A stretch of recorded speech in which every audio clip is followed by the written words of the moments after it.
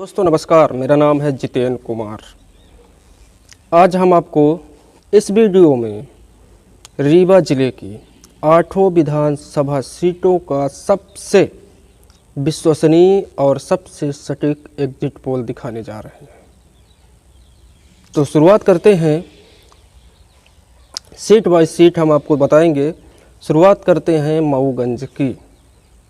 तो मऊगंज का जो एग्जिट पोल है जो हमने तैयार किया है उसमें कांग्रेस पार्टी जीतती हुई दिख रही है और भारतीय जनता पार्टी बुरी तरह पिट रही है। फिर बात करते हैं देवतलाव की, जहां से मध्य प्रदेश के विधानसभा अध्यक्ष गिरीश गौतम जी चुनाव पे मैदान पे थे। कांग्रेस पार्टी से पद्मेश और एसपी से जयवीर सिंह और बीएसपी से अमरनाथ पटेल। तो यहाँ कांग्रेस पार्टी जीतती हुई दिख रही है, यानी मऊगंज जिले की 2 सीटें जो हैं दोनों ही सीटें कांग्रेस के खाते में जाती हुई दिख रही हैं। फिर बात करते हैं मनगमा। मनगमा में कांग्रेस पार्टी ही जीतती हुई दिख रही है, यहाँ भी बीजेपी बुरी तरह हार रही है। फिर इसके बाद गुड़ विधानसभा एक महत्वपूर्ण सीट थी जिसमें नागेंद्र सिंह बीजेपी से और कांग्रेस से कपिल ध्वज थे। तो वहाँ भी कांग्रेस पार्टी आपको जीतती हुई दिख रही है। फिर इसके बाद बात की जाए रीवा की, तो रीवा से राजेंद्र शुक्ला बीजेपी से और राजेंद्र शर्मा कांग्रेस पार्टी से मैदान में थे, लेकिन ये सीट एक बार फिर से भारतीय जनता पार्टी के खाते में जाती हुई दिख रही है, यानी राजेंद्र शुक्ला वहाँ से चुनाव जीतते हुए दिख रहे हैं। तो बीजेपी का पहला खाता खुलता हुआ यहाँ आपको दिखेगा। फिर इसके बाद सिमरिया जो कि हॉट सीट थी, अभय मिश्रा जो कि बीजेपी में थे, चुनाव के ठीक पहले कांग्रेस में शामिल हुए और कांग्रेस से प्रत्याशी बन गए, बीजेपी से केपी त्रिपाठी। तो यहाँ कांग्रेस पार्टी जीतती हुई दिख रही है और बीजेपी यहाँ हार रही है। फिर इसके बाद हम आपको लेके चलते हैं सिरमौर एक बहुत ही महत्वपूर्ण सीट थी।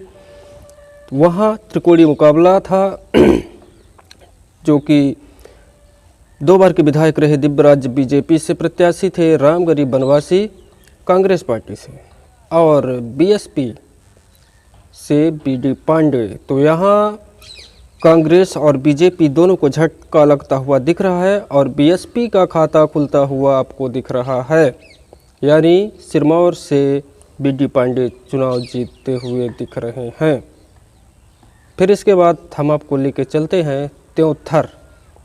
ये बहुत ही महत्वपूर्ण सीट थी जहाँ पे कांग्रेस पार्टी को छोड़कर बीजेपी में गए थे सिद्धार्थ राज तिवारी, वो बीजेपी से प्रत्याशी थे और कांग्रेस से रमाशंकर पटेल। तो यहाँ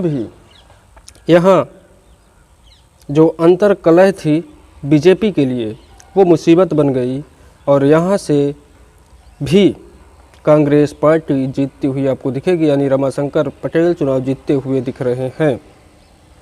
तो कुल मिलाकर बात की जाए रीवा और मऊगंज विधानसभा की 8 सीटों का, तो 8 में से 1 सीट बीजेपी को जाती हुई दिख रही है और 1 सीट बहुजन समाज पार्टी को।